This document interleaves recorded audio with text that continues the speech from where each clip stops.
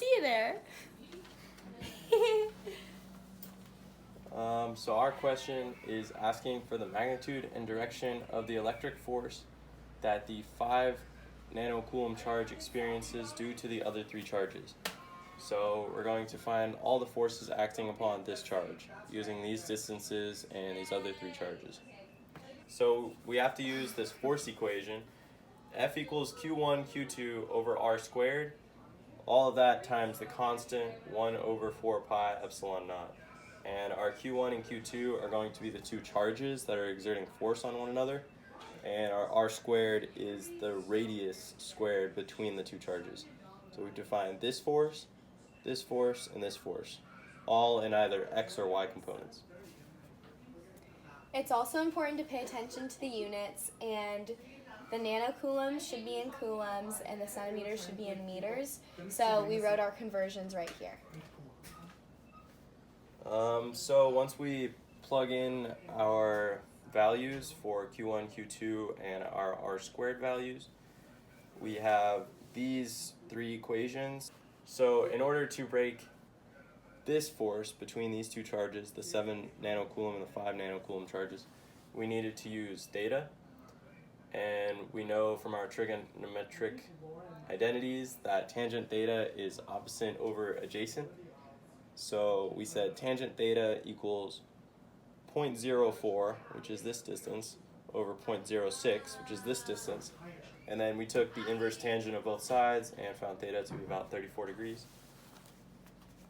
So we set this constant equal to k in front of our force equations, and we plugged in different Q values and R values.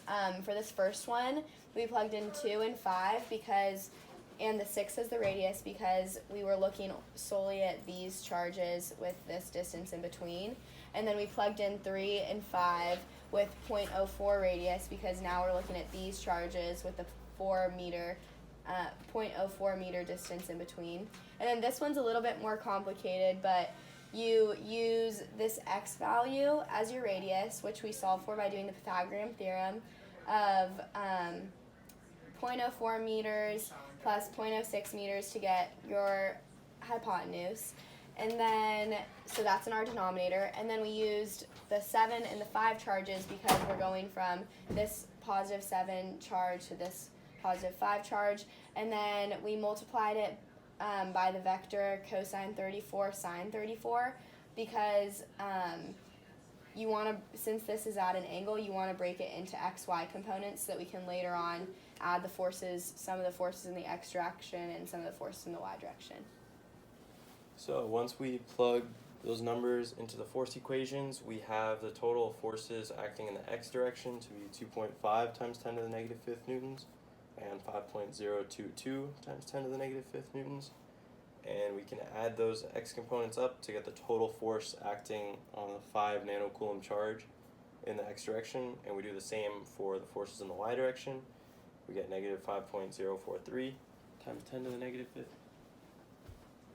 Then to get the magnitude, you do the sum of the forces in the x direction squared plus the sum of the forces in the y direction squared, all square rooted, and you get 9.06 times 10 to the negative 5th newtons. And then to get theta, you always do the inverse tangent of y over x. So I did some of the forces in the y direction over some of the forces in the x, and then we just rounded it to 34 degrees, and since it's negative, it's below the x-axis. Woo! That's it. You.